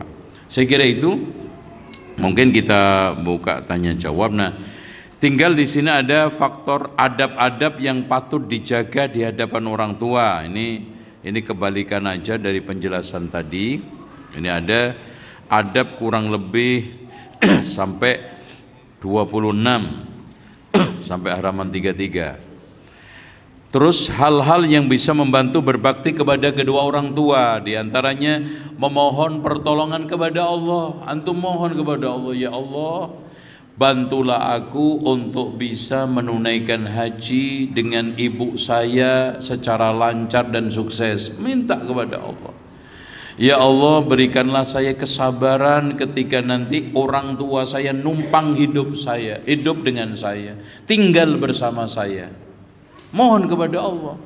Ya, antum jangan merasa bisa sendiri, karena bismillah itu kata para ulama, ba itu adalah baul isti'anah, untuk memohon kepada Allah supaya kerjaan kita disukseskan oleh Allah. Ya. Terus mengingat keutamaan berbakti kepada orang tua, ini bisa menjadi faktor antum bisa berbuat baik. Mengingat jasa kedua orang tua, antum ingat bagaimana susah perihnya dia memperjuangkan hidup antum. Mungkin remeh bagi antum uang sekarang 1 juta, kecil karena penghasilan antum sekarang berapa? 20 juta. Tapi bagi orang tua antum yang dulu itu petani, 1 juta itu Pak bisa jualan hasil jagung itu 1 hektar. Masya Allah. Saya itu ingat ya, sampai sekarang ya. Kenapa nangis ketika ingat itu? Karena dulu saya ke Jakarta merantau untuk sekolah di Libya itu, saya bilang kepada bapak saya, kepada orang tua saya, Abah, saya cuma butuh uang 150.000. Dan itu Pak, hasil jualan jagung ketika itu musim kemarau. Nanamnya pakai air yang mengambil air dari sungai yang jalannya setengah kilo. 150.000 mungkin bagi saya sekarang kecil, tapi itu tidak akan bisa membeli apapun. Ya, akhirnya saya bilang, insya Allah habis ini saya tidak akan mengganggu orang tua saya. Dan alhamdulillah, janji setengah sumpah itu terwujud. Sampai detik ini tidak pernah saya itu mengambil sepeser pun dari orang tua saya, termasuk untuk kuliah, untuk apapun, untuk kehidupan saya. Termasuk saya tidak mengambil warisan sedikit pun. Ya. Karena uang 150 ini tidak akan bisa dilupakan siapapun. Kecil untuk sekarang, tapi Masya Allah, ingat, coba bayangkan jagung dengan musim tanam kemarau, ngambil air 0,5 kilo di Pangun untuk disiramkan satu akar ke akar. Akhirnya sampai panen. Dan subhanallah setelah dijual itu pas, nggak kurang nggak lebih. Diserahkan dalam bentuk recehan, yang itu dibayar dari tengkulak. Oleh karena itu hadirin sekalian, jangan meremehkan jasa orang tua, pemberian orang tua, meskipun kecil di hadapan antum. Antum mungkin mencari uang 150 kecil, tapi untuk saat itu dan suasana itu dengan cara seperti itu nggak mudah. Ini wasiat untuk antum semua dari saya. Banyak orang yang menyesal di mana ketika orang tuanya sudah tidak ada, kesadaran sudah mulai tumbuh, taubat sudah mulai hadir. Saat ketika orang tua ada, antum tertutup hidayah. Saat itu penyesalan tidak ada taranya. Makanya mumpung masih ada orang tua antum, kehidupan masih menyapa orang tua antum, kesehatan juga masih bisa diandalkan, antum birrul walidain. Karena tidak ada kebaikan yang bisa menutupi keburukan sehebat birrul walidain. Pernah ada seorang yang mengadu kepada Ibnu Abbas, wahai Ibnu Abbas, saya punya dosa yang sangat berat dalam kehidupan saya. Pernah saya melamar seorang perempuan, saya ditolak, akhirnya saya bunuh dia karena kecemburuan saya. Abdullah ibnu Abbas bertanya, punya enggak kamu orang tua? Tidak. Lalu ada orang yang tanya kepada Abdullah ibnu Abbas, kenapa engkau tanya kepada dia tentang orang tuanya? Beliau menjawab, saya tidak tahu amal soleh yang lebih baik daripada birrul walidain untuk menutup dosa-dosa ini. Hadis ini juga diturunkan oleh Imam Al-Bukhari di dalam kitab Al-Adabul Mufrad. Ya, seperti itu. Nah, tentang kedua orang tua yang soleh, bertakwa kepada Allah. Nah ini Pak, kesolehan orang tua ya. Harta anak yatim piatu dijaga oleh Nabi Khidir sama Musa. Kenapa? Wa kana abuhuma salihah. Orang tua menemukan anak-anaknya pinter, hebat, prestasi dan soleh karena kesolehan orang tua. Walladzina amanu wattaba'atuhum dzurriyyatuhum biimanin alhaqna bihim dzurriyyatahum wa ma alatnahum min amalihim min syai'. Kenapa? Karena keimanan orang tua bikin anak-anak beriman. Karena kesolehan orang tua bikin anak-anaknya itu soleh. Makanya ada seorang ulama yang berkata, dikutip oleh Imam Ibnul Qayyim di dalam kitab Syifa' ini Ad-Da' wa Dawa. Pernah aku melakukan maksiat, kemaksiatanku ditunjukkan oleh Allah, di sulitnya keluargaku dan kendaraanku saya kendalikan. Maka jaga, tinggalkan kesolehan untuk anak-anak antum, jangan cuman kekayaan. Anak akhiri, nggak usah ada pertanyaan. Kisah menarik Umar bin Abdul Aziz. Ini mumpung masih ada waktu. Kepala rumah tangga Umar bin Abdul Aziz sebagai seorang khalifah pernah datang kepada beliau. Wahai Amirul Mukminin, mbok ya kamu kasihkan harta baitul mal untuk anak-anakmu yang masih kecil, miskin, kekurangan. Langsung orang tersebut ditatap tajam dan beliau mengatakan, wahai fulan, anak-anakku tidak lepas di antara salah satu dua orang, soleh atau toleh, yaitu jahat. Kalau anak-anakku soleh, Allah berfirman, fabima an'amta alayya falan akun. Kalau soleh, inna waliyallahu alladhi nazzala alkitab wa huwa yatawallas salihin. Sesungguhnya pelindungku adalah Allah yang menurunkan kitab menjamin orang soleh. Udah dijamin Allah. Kalau anakku jahat, fabima an'amta alayya falan akuna dhahiran lil mujrimin. Dengan nikmat Allah aku tidak akan menopang orang-orang jahat. Ngapain? Kembali dengan tangan kosong.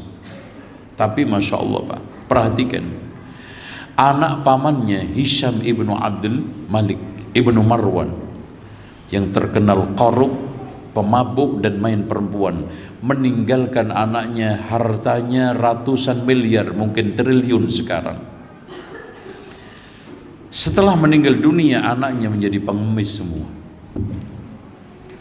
Dan bandingkan dia, anaknya 9 Umar bin Abdul Aziz menjadi pendekar-pendekar kesatria, semuanya berjihad, mendapatkan ghanimah melimpah ruah, kaya raya. Berkata apa? Wa kana abuhuma salihah, kedua orang tuanya soleh.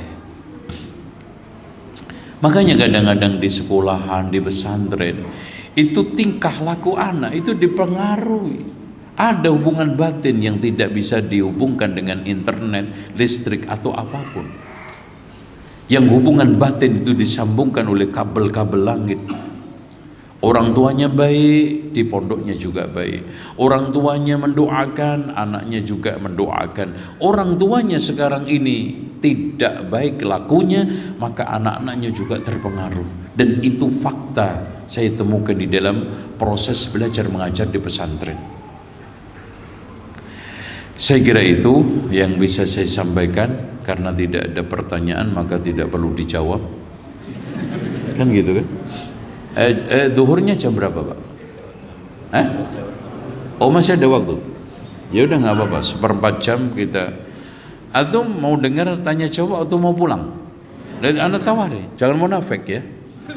Jangan bilang enggak tapi iya hatinya. Iya sih, iya gitu kan gitu. Kan itu nggak bagus juga. Gimana? Lanjut nggak nih? Bener nih, ikhlas. Awas loh, gue sumpahin. Ayo, iya. Bismillah. Assalamualaikum. Ustaz, aku izin bertanya, bagaimana kalau sebaliknya suami yang selalu alasan untuk enggan bila diajak silaturahmi ke rumah orang tua istri? Syukran.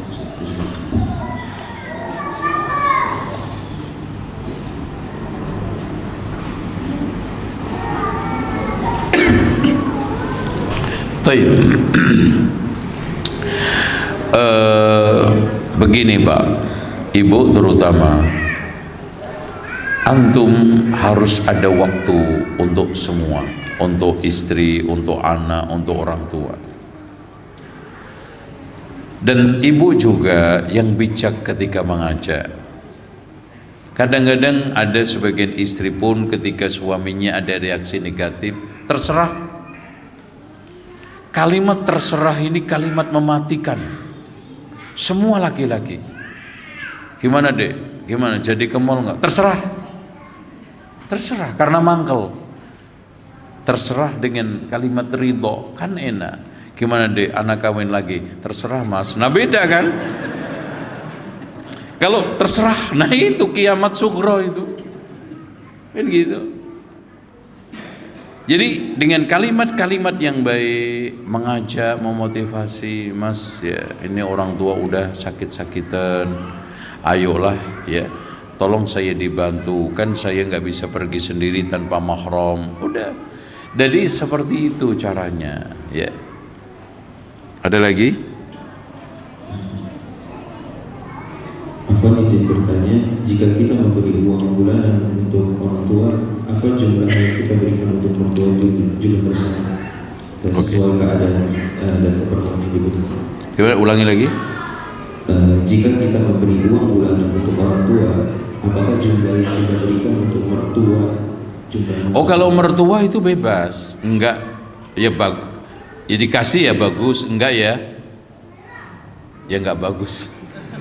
Kata istri, kita ngasih boleh, enggak juga boleh, karena itu kebaikan. Kebaikan nggak bisa dituntut.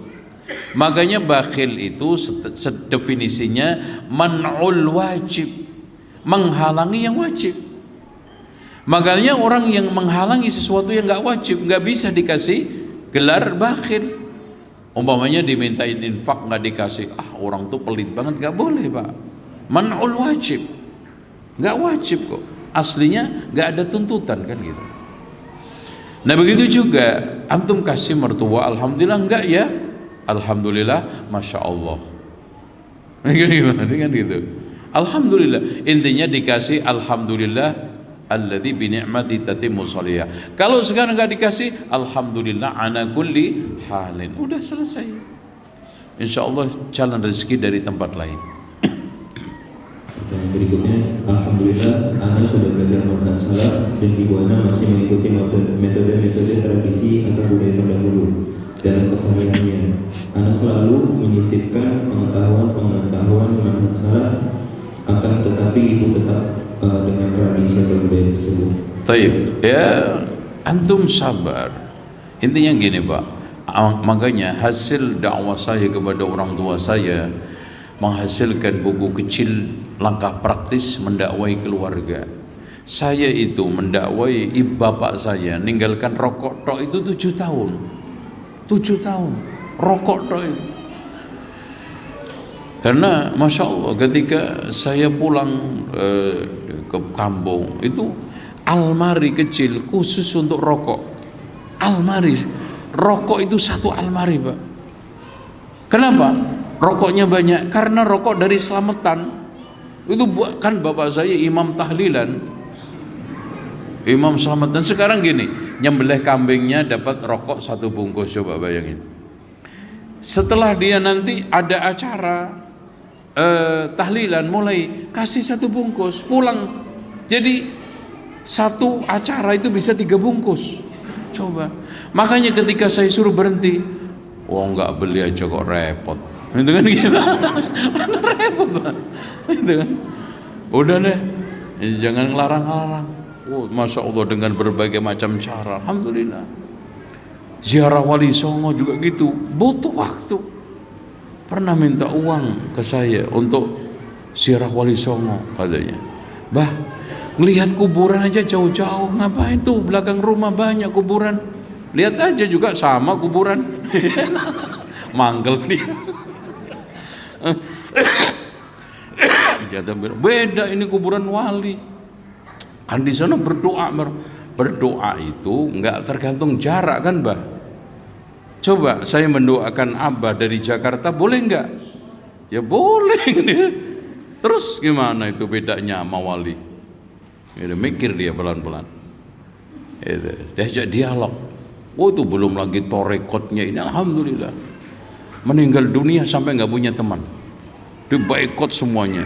Ya jadi sampai dari mulai pemimpin ya khalifah kan itu ada torikohnya itu kan, torikot itu Naqsabandiyah, Qadariyah punya pemimpin. Itu pimpinan dipecat. Dikata-katain gurunya, ini orang sudah nyampe makom ma'rifat malah turun ke syariat. Kan syariat, torikot, ma'rifat, hakikat gitu kan gitu. Ya nggak ada masalah. Biasanya dukun kan nyembui orang-orang pakai keris, pakai ini. Setelah saya kasih buku, awalnya bukunya Ustadz Yazid itu, buku doa itu. Masya Allah meruqyah semua orang itu sembuh pakai doa itu. Wah ini top ini, gantinya dukun katanya. Nah itu dengan cara Pak sabar antum ya.